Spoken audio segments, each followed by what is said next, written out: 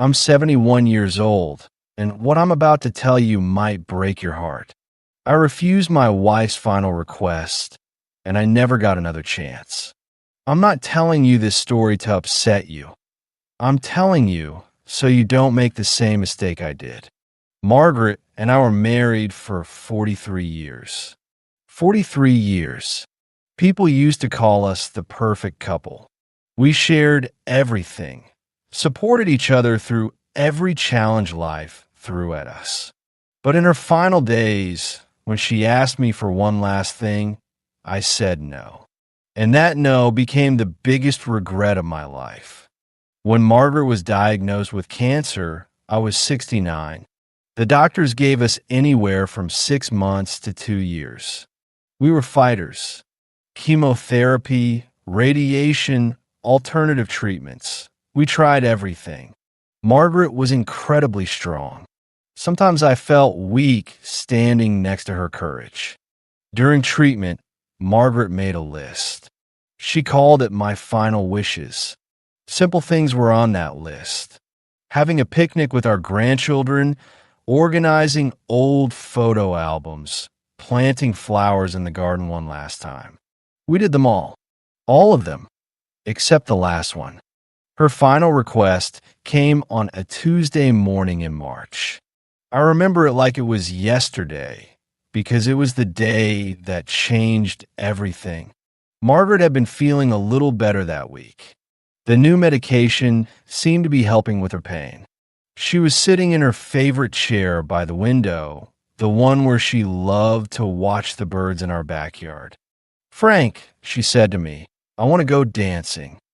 I looked at her like she'd lost her mind. Dancing? She could barely walk to the kitchen without getting winded. Her legs were weak from months of treatment. The chemo had taken so much out of her. "Maggie, be realistic," I said. "You can barely make it up the stairs. Dancing is out of the question." But she wasn't talking about some elaborate dance. She just wanted a slow dance in our living room, like we used to when we were young. Just her and me, holding each other, swaying to our wedding song. That's all she wanted. "Just once more, Frank. Please, just hold me and dance with me like we're young again." I was scared. Scared she'd fall. Scared she'd hurt herself. Scared of so many things that didn't matter. What I should have been scared of was saying no to the woman I loved more than life itself. "Margaret, you're too weak. What if you fall? What if it makes you sicker? Let's wait until you're feeling stronger." The look in her eyes, I'll never forget it. It wasn't anger. It was disappointment. Deep, crushing disappointment. She nodded slowly and turned back to the window. "Okay, Frank, maybe another time." But there wasn't another time. 3 days later, Margaret had a stroke. Massive and sudden. By the time I got her to the hospital, she was unconscious. She never woke up. She died 2 days after that, on a Friday afternoon, with me holding her hand. The funeral was beautiful. People came from everywhere to pay their respects. Everyone talked about what a wonderful woman she was, how much she meant to our community, how lucky I was to have had 43 years with her. But all I could think about was that Tuesday morning. All I could hear was her voice saying, "Just once more, Frank. Please." And my voice saying no. You want to know what haunts me? It wasn't the dancing she wanted. It was the closeness, the intimacy, the feeling of being young and in love again, even for just a few minutes. She wanted to feel like my bride one more time before she died. And I denied her that. I've replayed that moment 1,000 times in my head. What would have happened if I'd said yes? Would it have hurt her? Maybe. Would she have fallen? Possibly. But you know what? She was dying anyway. At least she would have died having that one last beautiful moment with me. Instead, she died disappointed in the man she loved for 43 years. After the funeral, I was going through her things a task I wouldn't wish on anyone, and I found her journal. She'd been writing in it throughout her illness. Most of it was about being grateful for our life together, memories of our children when they were small, thoughts about her garden. But the last entry, written the day after I said no to dancing, broke me completely. Frank is scared of everything now. I understand. He's trying to protect me. But sometimes protection isn't what someone needs. Sometimes they just need you to say yes to being together, even if it's risky. I wish he understood that I'm not afraid of falling while dancing with him. I'm afraid of dying without dancing with him one more time. I sat on our bedroom floor and cried for hours. This woman, facing death, wasn't asking me to cure her cancer or give her more years.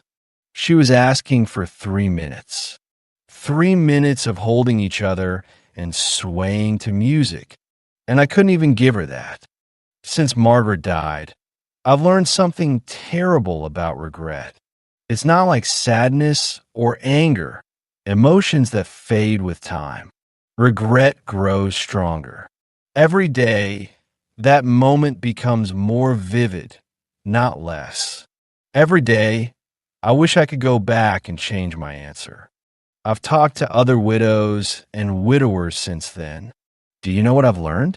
Almost none of us regret the chances we took with our spouses. We regret the chances we didn't take.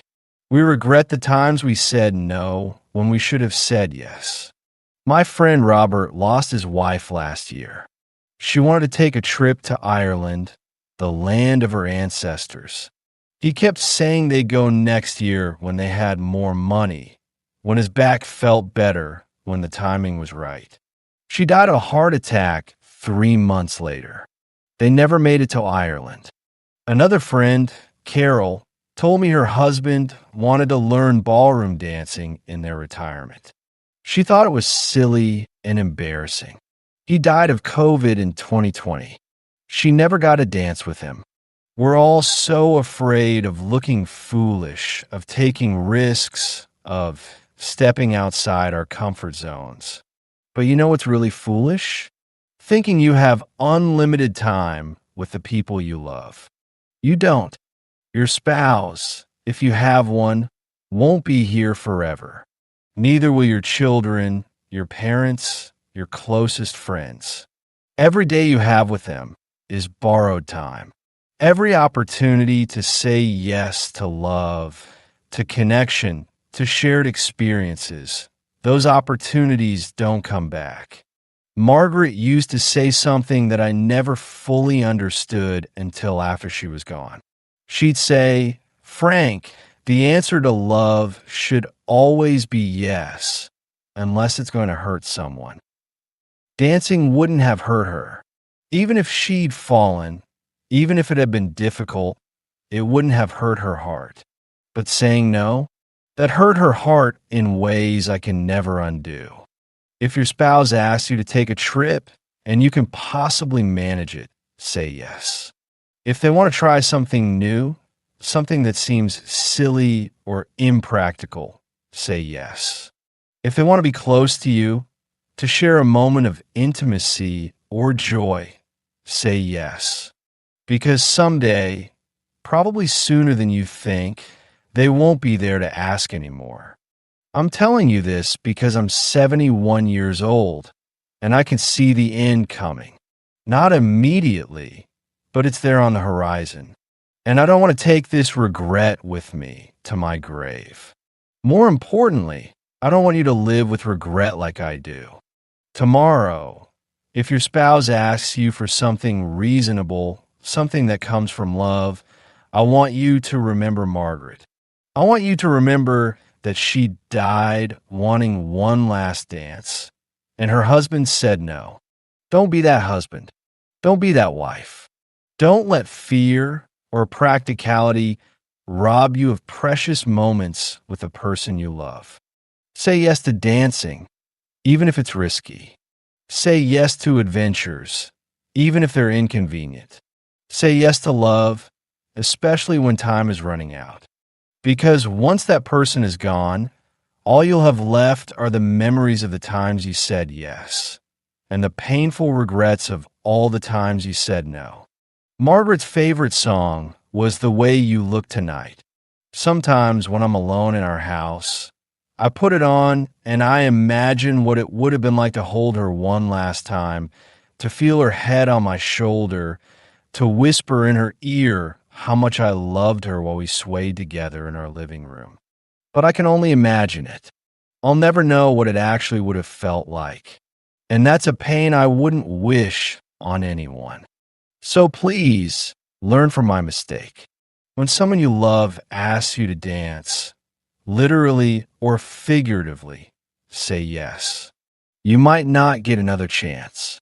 The answer to love should always be yes.